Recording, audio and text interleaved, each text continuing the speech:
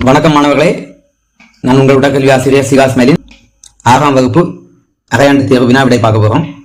முதலாவது சரியான விடையை தேர்ந்தெடுத்து எழுதுக. ஒலிம்பிக் கொடியில் எத்தனை வளையங்கள் உள்ளன? 5. நீளந்தாண்டுதல் போட்டியில் எத்தனை வாய்ப்புகள் வழங்கப்படும்? 3. இதில் ஒருவேளை 6 கொடுத்துருந்தனா 3 கொடுத்து 6 கொடுத்துருந்தனா 6 தான் டிக் பண்ணும். ஏன்னா அபிஷியலா 3+3 சான்ஸ் தான். தாண்டும் வகை போட்டி நீளந்தாண்டுதல். கபடி போட்டியின் தாயகம் இந்தியா. கரலக்கட்டை எதனால் செய்யப்பட்டது? மரம். பொறுத்துக, ஈஸியாக தான் இருக்கு, பார்த்துடுங்க. கோடிக்கடலை நிரப்புக. புஜங்காசனம் செய்வதால் டேஷ் நோய் குணமாகும். செரிமானம், சுவாசம், எது போட்டாலும் சரிதான். கபடி ஆடுகளத்தின் நீளம் ஆண்களுக்கு 13 மீட்டர், பெண்களுக்கு 12 மீட்டர். நீளம் தாண்டுதலில் டேஷ் ஒரு முறை ஆகும். ஹிச் கிக், இல்லைனா ஹேங்கிங், இல்லைனா சைக்கிளிங், எதுனாலும் ஓகே தான். உணவின் உட்கூறு பகுதிகளில் டேஷ் ஒன்றாகும்.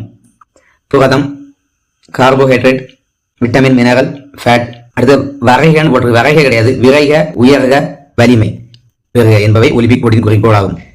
அடுத்தது சிறுவினா, அணிநடையின் வகைகள், double March, quick March, slow March. தவளை தண்டால் பற்றி தெரியும். எலும்பும் மாதவன் பற்றி சிறு குறிப்பு வரைக.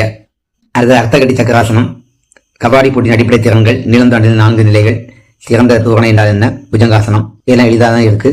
இது போன்று விளையாட்டு குறித்த செய்திகள், விளையாட்டுகள் குறித்த சந்தேகங்கள் தெரிஞ்சுக்கணும்னா நம்ம சேனலை சப்ஸ்கிரைப் பண்ணுங்க. நிறைய வீடியோக்கள் ஏற்கனவே நம்ம போட்டுருக்கோம் விளையாட்டு குறித்து, இன்னும் நிறைய வீடியோக்கள் அப்லோட் பண்ணுவோம். தேங்க்யூ.